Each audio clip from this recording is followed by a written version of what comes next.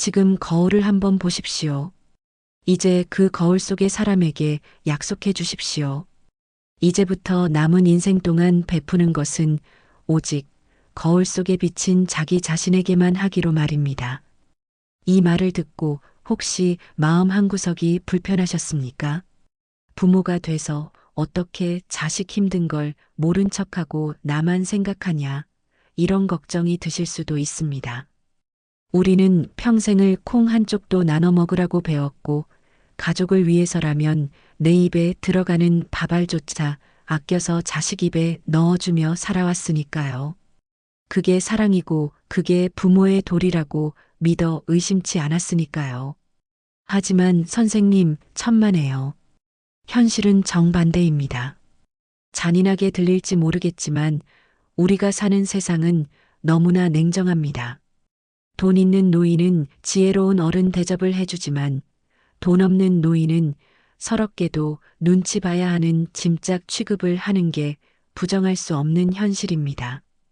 젊어서 돈이 없는 건 잠시 불편하고 말 일이지만 늙어서 돈이 없는 건 생존이 걸린 비참함이 됩니다. 한번 솔직해져 볼까요?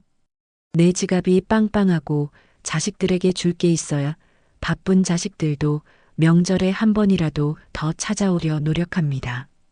내가 내 돈으로 당당하게 병원비 내고 맛있는 거 사 먹을 능력이 있어야 며느리도 사위도 나를 어려워하고 웃으면서 대합니다. 반대로 자식 안쓰럽다고 내가 가진 걸 다 내어주고 빈털터리가 되어 손을 벌리는 순간 그토록 착하던 자식들의 얼굴에 그늘이 지고 전화벨 소리조차 부담스러워하게 됩니다. 그걸 자식 탓이라고 할 수 있을까요? 아닙니다. 사는 게 전쟁인 자식들에게 빈손인 부모는 무거운 짐일 뿐입니다. 결국 나를 위해 돈을 쓰고 내 몫을 악착같이 챙기는 것은 욕심이 아닙니다. 나 자신의 마지막 품위를 지키는 일이고 더 나아가 사랑하는 자식들에게 부모 부양이라는 무거운 짐을 지우지 않는 가장 큰 사랑이자 배려입니다. 내가 바로 서야 자식도 바로 설 수 있습니다. 오늘 이야기를 끝까지 들으시면 왜 60대 이후의 이기심은 죄가 아니라 반드시 갖춰야 할 생존의 지혜인지 뼈저리게 느끼실 겁니다. 지금 여러분의 통장에 있는 그 귀한 돈, 과연 누구를 위해 써야 할까요? 자식에게 모든 걸 내어주고 뒤늦게 피눈물 흘리는 선배들의 실제 이야기를 통해 그 정답을 확실하게 알려드립니다. 여러분께 단도직입적으로 질문 하나 드리겠습니다. 지금 여러분 통장에 있는 그 돈으로 앞으로 20년을 버티실 수 있습니까? 혹시 설마 어떻게든 되겠지, 자식들이 나중에 용돈이라도 주겠지 하고 막연하게 생각하고 계시지는 않습니까? 오늘 이 시간부로 그 아니란 생각은 쓰레기통에 버리셔야 합니다. 우리가 마주할 현실은 생각보다 훨씬 더 가혹하고 냉정하기 때문입니다. 냉정하게 계산기를 한번 두들겨 봅시다. 우리가 숨만 쉬고 사는데도 돈이 듭니다. 은퇴하고 나면 돈 쓸 일 없을 것 같으시죠? 천만에요. 삼시세끼 밥 먹어야 하고 철마다 옷 한 벌은 사 입어야 하고 친구들 만나 밥이라도 한 끼 먹으려면 지갑을 열어야 합니다. 부부가 아껴 쓰고 나눠 써도 기본 생활비로 한 달에 200만 원은 우습게 나가는 게 요즘 물가입니다. 마트 가서 사과 한 알 집어들기가 무섭고 겨울철 가스비 고지서 받아들기가 무서운 세상입니다. 단순 계산으로 한 달 200만 원이면 1년이면 2,400만 원이고 10년이면 2억 4천만 원입니다. 앞으로 100세 시대라는데 60세에 은퇴해서 20년을 더 산다고 치면 무려 5억 가까운 현금이 필요하다는 계산이 나옵니다. 5억입니다. 억소리 나시죠? 여러분 통장에 지금 현금 5억이 있으십니까? 그런데 이게 다가 아닙니다. 이건 그저 밥 먹고 숨 쉬는 아주 기본적인 생존 비용일 뿐입니다. 진짜 무서운 건 따로 있습니다. 바로 나이가 들면 필연적으로 고장나는 우리 몸입니다. 젊을 때는 감기 몸살 정도야 약 먹고 자면 낫지만 70이 넘어가면 의료비는 선택이 아니라 필수 고정 지출이 됩니다. 그것도 아주 단위가 큰 지출 말입니다. 어느 날 갑자기 씹는 게 시원찮아 치과에 갔더니 잇몸뼈가 다 녹아내렸다고 합니다.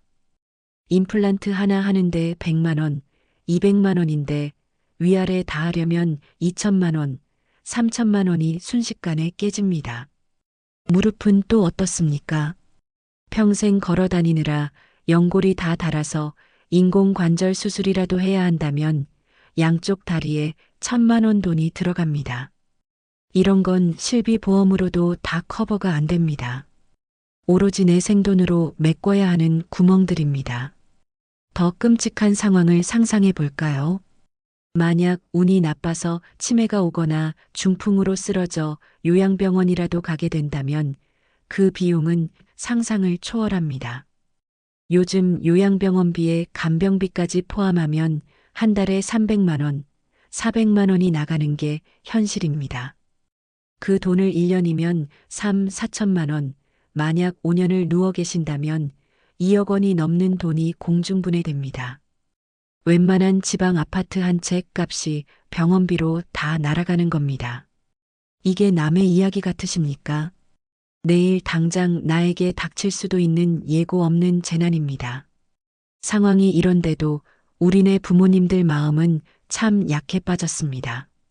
내 노후 자금은 뻔히 보이는데 내 앞가림하기도 벅찬데 자식 일이라면 앞뒤 안 가리고 지갑부터 엽니다.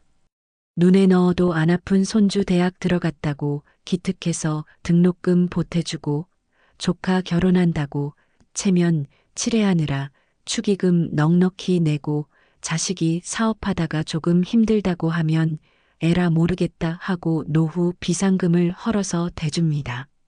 내가 좀 덜 먹고 덜 쓰면 되겠지. 가족끼리 돕고 살아야지. 좋은 게 좋은 거지 하면서 곶감 빼먹듯 하나둘 주다 보면 어떻게 되는지 아십니까? 통계청 조사에 따르면 은퇴한 60대 절반 이상이 10년 안에 모아둔 저축을 다 써버린다고 합니다. 은퇴할 때는 그래도 퇴직금이다 뭐다 해서 몇 억 쥐고 있었는데 70세가 되면 통장이 텅 비어버리고 빈 껍데기만 남는다는 소리입니다. 그때부터는 어떻게 사실 겁니까? 국민연금 몇십만 원 나오는 걸로 한 달을 사실 수 있습니까?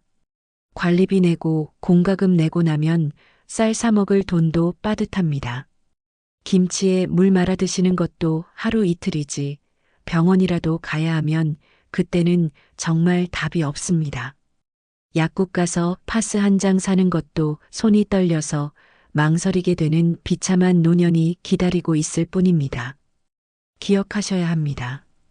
통장 잔고가 바닥나는 순간 여러분의 노년은 평화로운 안식이 아니라 치열한 생존 전쟁터가 됩니다. 품이니 자존심이니 그런 건 사치입니다.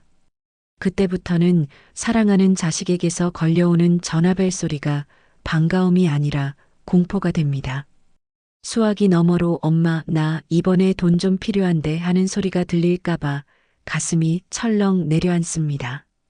돈 없다는 말을 하기가 미안해서 혹은 돈 달라는 소리를 할까봐 자식 눈치를 보며 밥 한 끼도 편하게 얻어먹지 못하는 신세가 됩니다.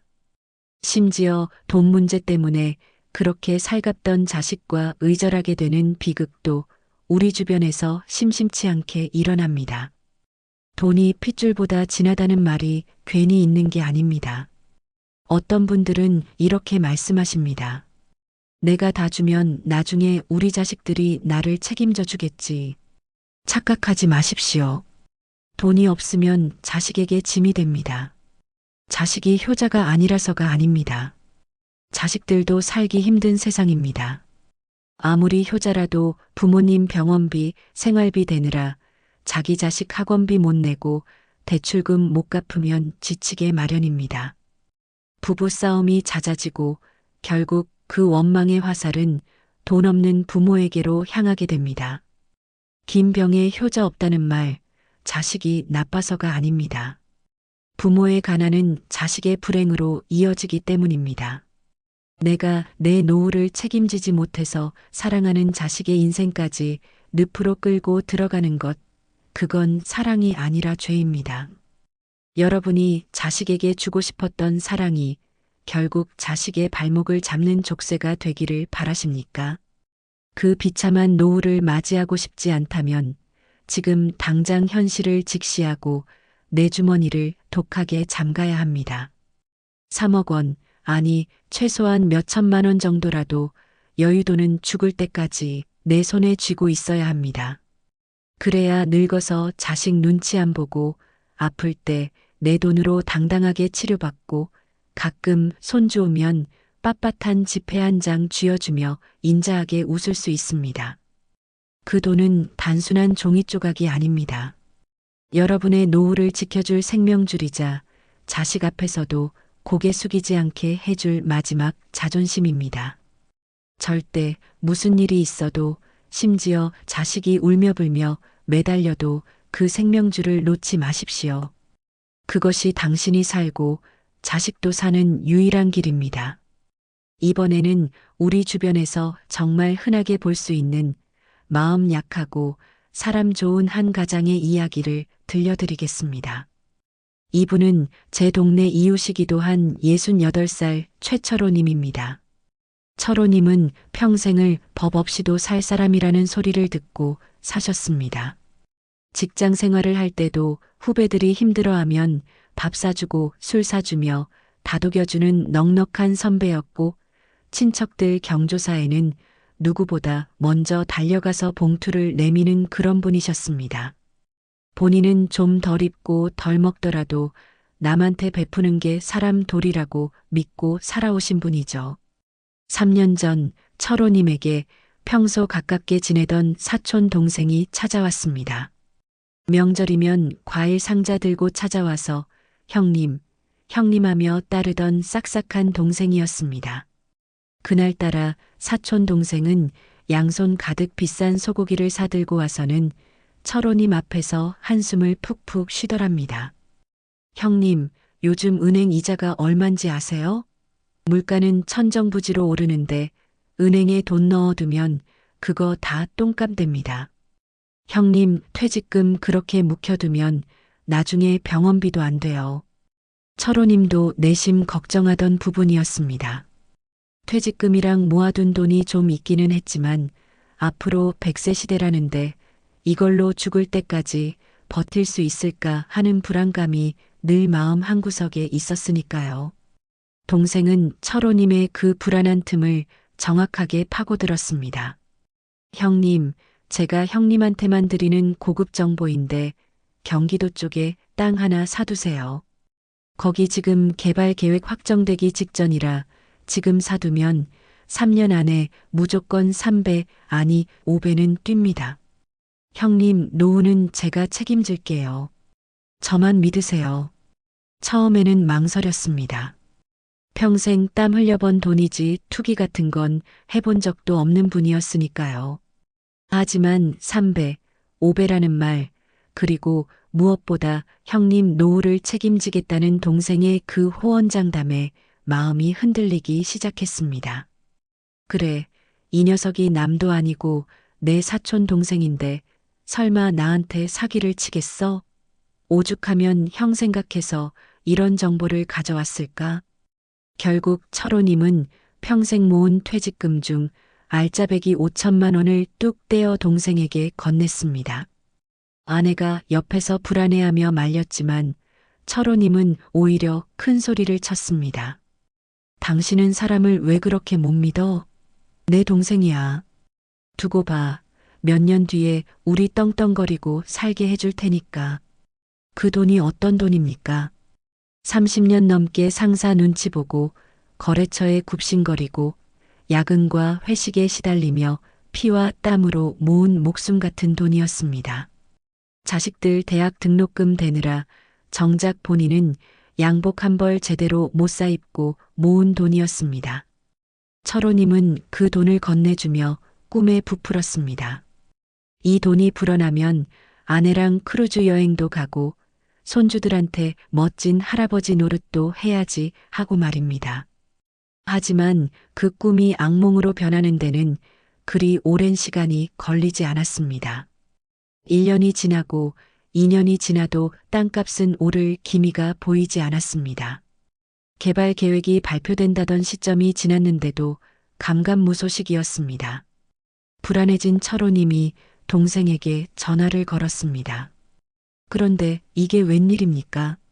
항상 형님, 형님 하며 살갑게 받던 동생의 전화기가 꺼져 있는 겁니다. 하루 종일 걸어도 며칠을 걸어도 받지 않았습니다. 집으로 찾아가 보니 이미 이사 가고 없었습니다.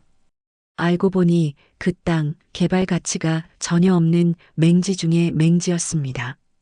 애초에 개발 계획 같은 건 있지도 않은 그저 기획 부동산 사기꾼들이 만들어낸 가짜 정보였던 겁니다. 철호님만 당한 게 아니었습니다.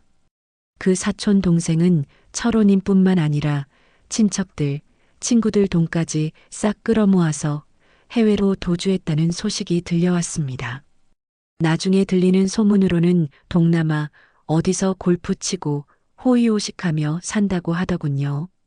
철호님은 그 소식을 듣고 그 자리에 주저앉아 며칠을 알아누우셨습니다. 돈을 잃은 것도 억장 무너지는 일이지만 평생 믿었던 피부치에게 배신당했다는 충격은 사람의 영혼을 파괴했습니다.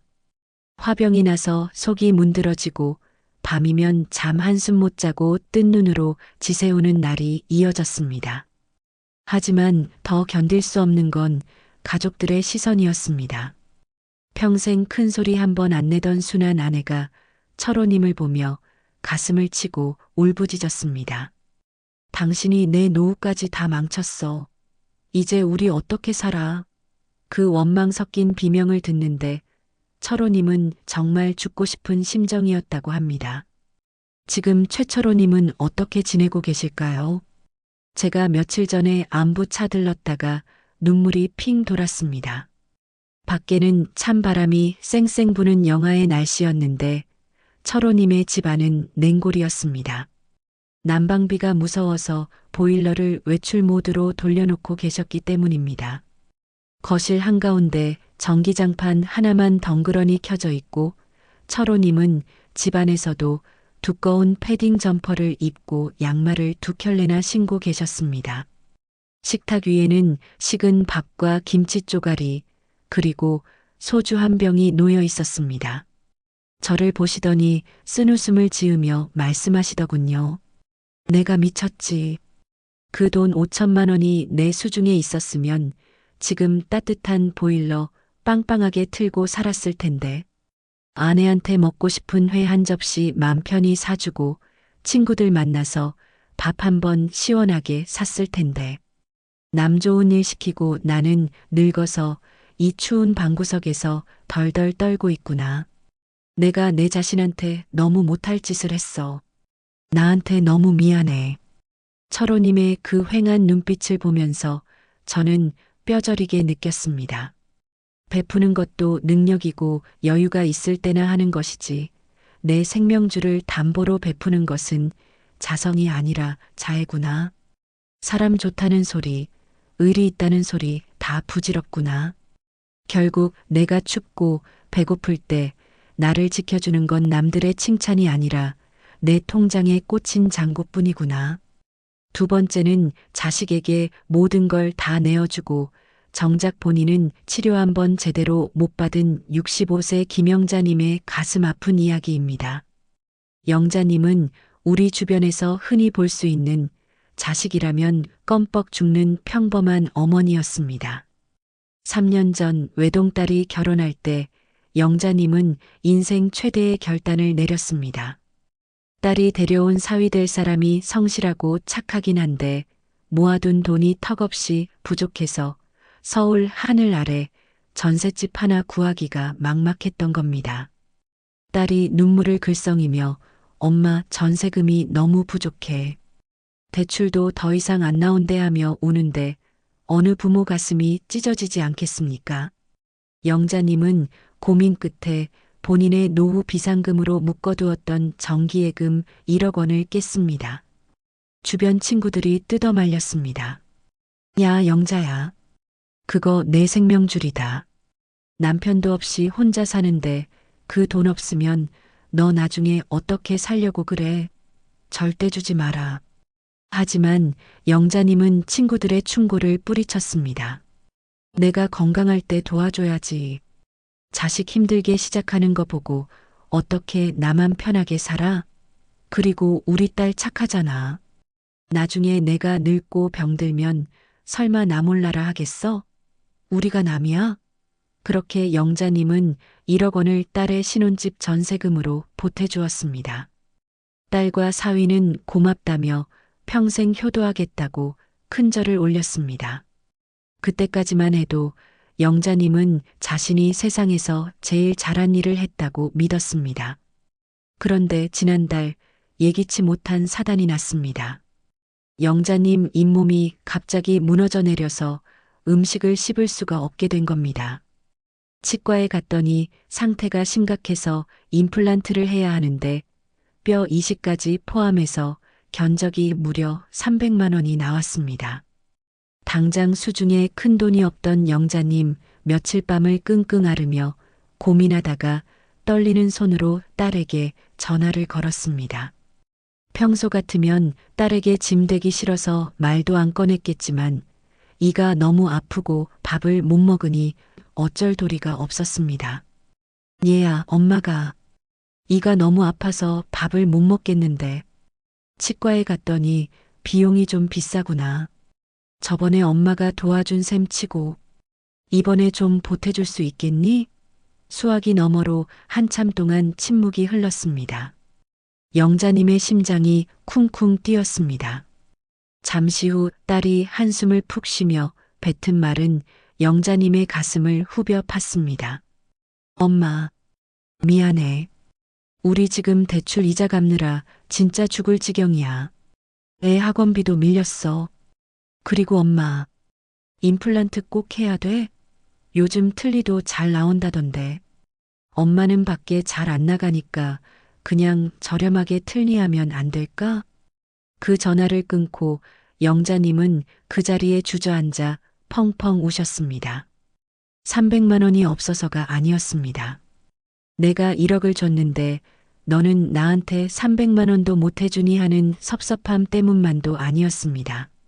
딸이 뱉은 그 말, 엄마는 밖에 잘 안 나가니까 틀니하라는 그 말이 가슴에 비수처럼 꽂혔기 때문입니다.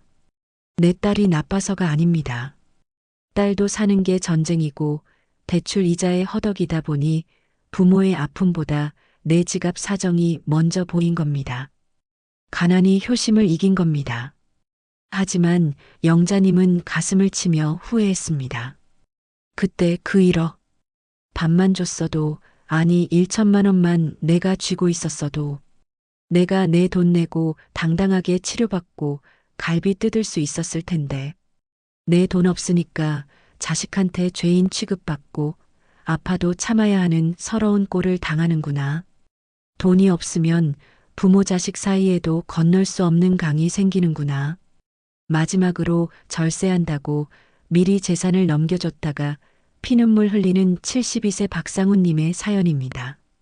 박상훈님은 은퇴 후 노후 대책으로 마련한 번듯한 3층짜리 상가 건물이 하나 있었습니다. 월세 받으며 편안하게 살 생각이었죠. 그런데 5년 전 사업하는 큰아들이 찾아와서 달콤한 말로 설득을 했습니다. 아버지, 이거 나중에 상속받으면 세금 폭탄 맞아요. 지금 증여세 내고 미리 저한테 넘겨주시는 게 훨씬 이득입니다. 제가 증여받아서 관리도 싹 다 하고 매달 나오는 월세 200만 원은 꼬박꼬박 아버지 통장으로 넣어드릴게요. 아버지는 골치 아프게 세입자 관리하지 마시고 그냥 편하게 여행이나 다니세요. 아들 말이 그럴싸했습니다. 나이 드니 건물 관리하느라 골치 아픈 것도 싫었고 세금 아끼는 게 자식 도와주는 길이다 싶어 덜컥 명의를 넘겨줬습니다. 아들은 효도각서까지 써주며 맹세했습니다. 처음 1년은 약속대로 돈이 들어왔습니다. 그런데 아들이 주식에 손을 대면서 문제가 터졌습니다. 주식이 폭락하고 빚더미에 앉게 되자 아들은 눈이 뒤집혔습니다. 아버지와 상의 한마디 없이 아버지의 노후가 달린 그 건물을 금매로 팔아치운 겁니다. 어느 날 세입자에게 건물이 팔렸다는 전화를 받고 박상훈님은 혼비백산에서 아들을 찾아가 멱살을 잡았습니다. 내가 어떻게 나한테 이럴 수 있냐? 내 노후는 어떡하라고. 그러자 아들은 오히려 적반하장으로 큰 소리를 쳤습니다. 아버지, 저 망해서 감옥 가는 꼴 보고 싶으세요? 일단 제가 살고 봐야 할 거 아닙니까? 그리고 이미 제 명의로 된 거 제가 팔았는데 법적으로 뭐가 문제예요? 그 순간 박상훈님은 다리에 힘이 풀려 주저앉았습니다. 법적으로 문제없다. 맞습니다. 이미 증여한 재산은 내 것이 아닙니다. 지금 박상훈님은 어디 계실까요? 월세는커녕 살던 집도 줄여서 보증금 500만 원짜리 월세방에서 지내십니다. 화병으로 입원까지 하셨지만 하소연할 곳도 없습니다. 한국 법상 이미 증여한 재산은 불효소송을 해도 돌려받기가 하늘의 별 따기입니다. 변호사를 찾아가 봐도 방법이 없다는 말만 들었습니다. 내 손을 떠난 순간 그건 더 이상 내 돈이 아닙니다. 자식의 양심에 맡기기엔 돈의 유혹이 너무나 큽니다. 앞서 말씀드린 철호님, 영자님, 상훈님의 이야기가 그저 운 나쁜 남의 이야기로만 들리십니까? 아니요. 우리가 마음 약해지는 순간 언제든 겪게 될 우리의 미래입니다. 어떤 분들은 이렇게 말씀하십니다. 그래도 가족인데 내가 좀 덜 먹고 자식 도와주는 게 부모 마음 아니냐고 말입니다. 하지만 냉정하게 말씀드리겠습니다. 그건 사랑이 아니라 자식의 미래까지 망치는 지름길입니다. 왜 60대가 넘으면 그토록 독하게 마음 먹고 오직 자신에게만 베풀어야 할까요? 여기에는 피할 수 없는 7가지 뼈저린 이유가 있습니다. 이 이유들을 가슴에 새기신다면 더 이상 돈 때문에 흔들리거나 자식에게 미안해하지 않으실 겁니다. 첫 번째 이유는 우리에게는 돈을 다시 벌 수 있는 시간이 없기 때문입니다. 젊었을 때는 사업하다 망해도 보증을 잘못 써도 다시 일어설 수 있습니다. 우리에게는 10년, 20년 일할 수 있는 시간이 있고 그 시간은 곧 돈을 만들어낼 기회니까요. 하지만 60이 넘은 우리의 시간은 다릅니다. 지금 잃어버린 1억 원은 단순히 돈 1억이 아닙니다. 우리가 젊은 시절 30년 동안 청춘을 바쳐서 만든 내 생명과도 같은 시간의 결정체입니다. 이 돈이 사라지면 우리에게는 다시 노동으로 그 돈을 복구할 체력도 시간도 남아있지 않습니다. 젊은이의 1억과 노인의 1억은 그 무게가 다릅니다. 노년의 돈은 단순한 화폐가 아니라 여러분의 남은 목숨을 지탱하는 산소호흡기입니다. 산소호흡기를 남에게 떼어주시겠습니까? 두 번째 이유는 사람의 기억은 끝이 좋지 않으면 모든 게 헛수고가 되기 때문입니다. 심리학에는 피크앤드 법칙이라는 게 있습니다.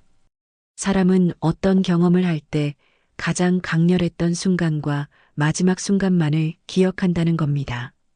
자식에게 평생 10억 원을 지원해줬다고 칩시다. 대학 보내주고 유학 보내주고 집 사주고 손주 봐주느라 10억을 썼습니다. 그런데 정작 내가 늙고 병들어 돈이 없을 때 자식이 100만 원만 빌려달라고 했는데 없어서 거절했다고 가정해 봅시다.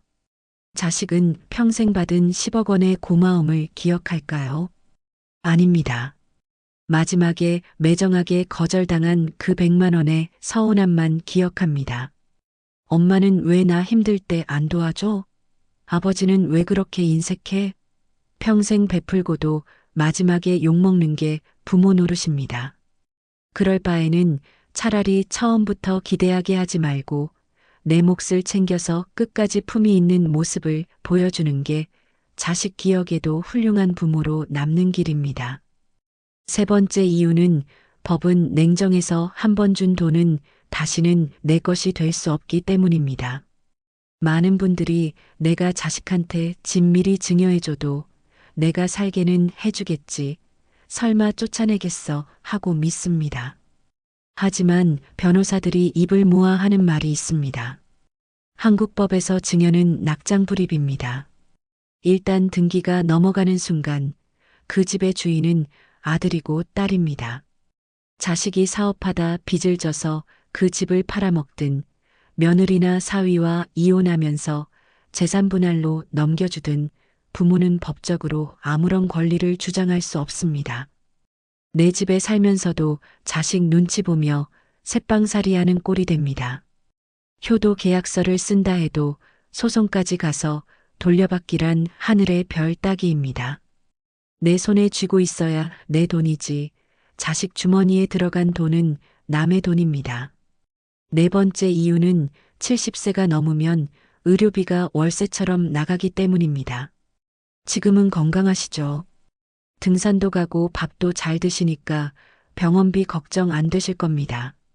하지만 통계적으로 65세 이상 노인이 평생 쓰는 의료비의 70%를 죽기 전 3년 동안 쓴다고 합니다. 어느 날 갑자기 뇌졸중이 오거나 암이 찾아오거나 치매가 시작됩니다. 그때 들어가는 간병비, 병원비는 상상을 초월합니다. 간병인 한 달 쓰는데 400만 원, 500만 원이 우습게 나갑니다.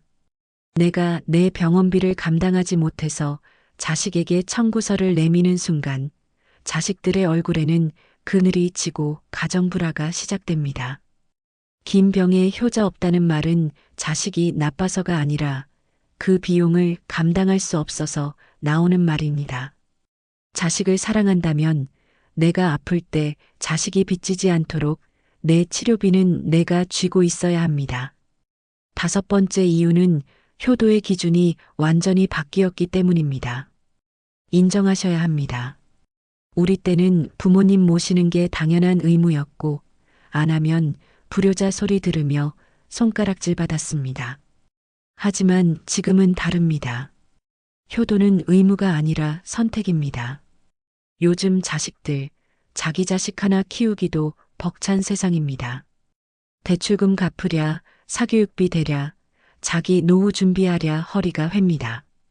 그런 자식들에게 부모 부양까지 강요하는 건 고문이나 다름없습니다.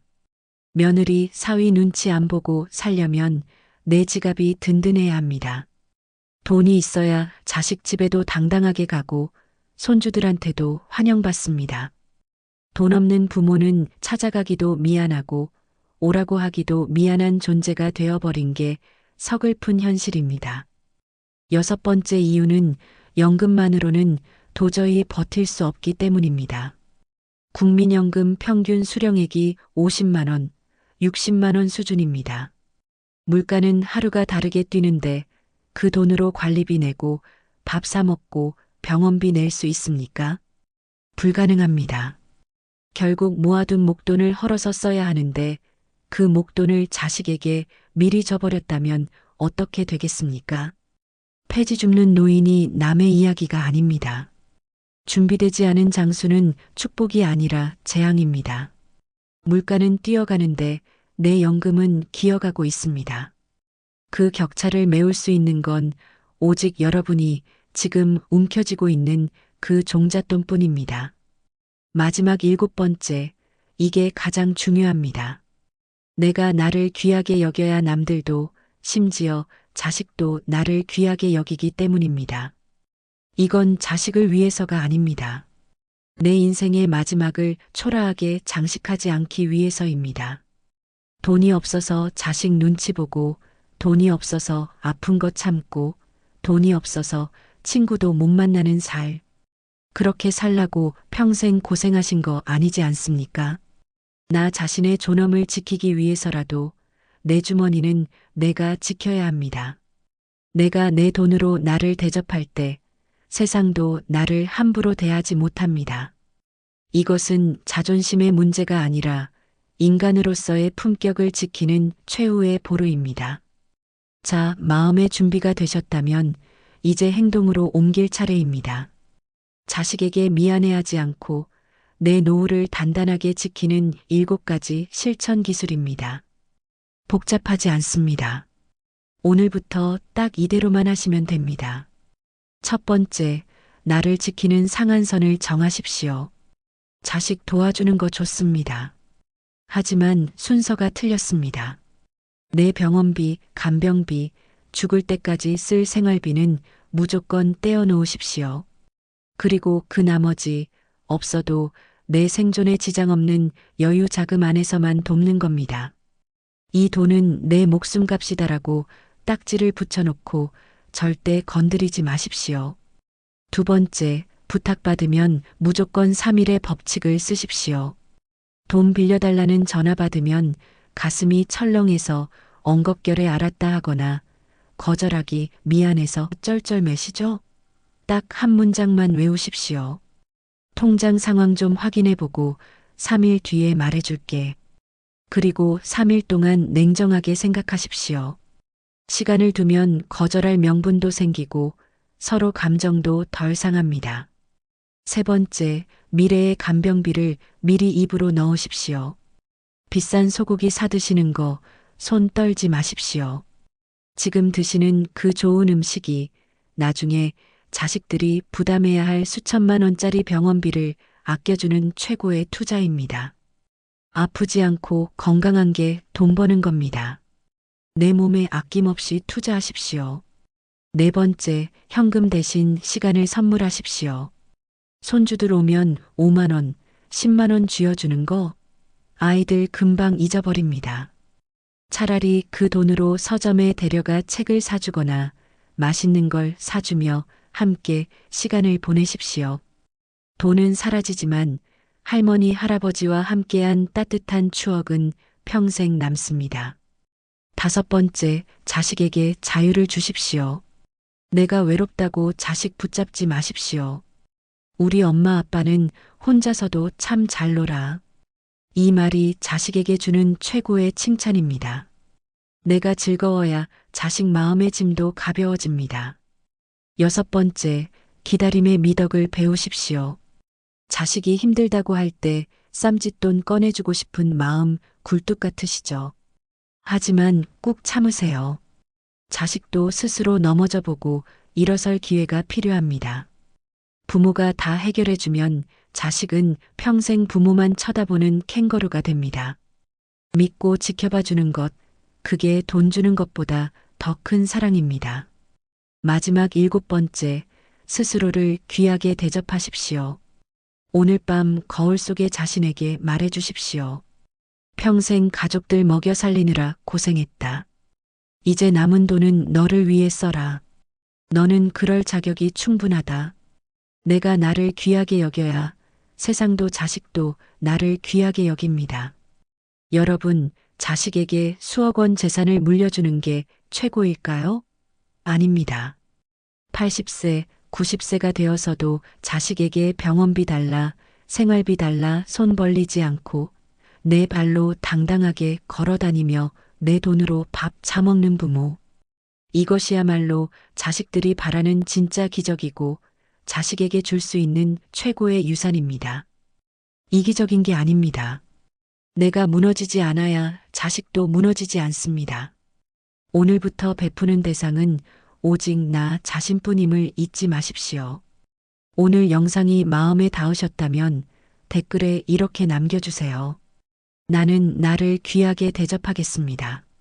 여러분의 그 다짐이 남은 인생을 품위 있고 당당하게 만들어줄 것입니다.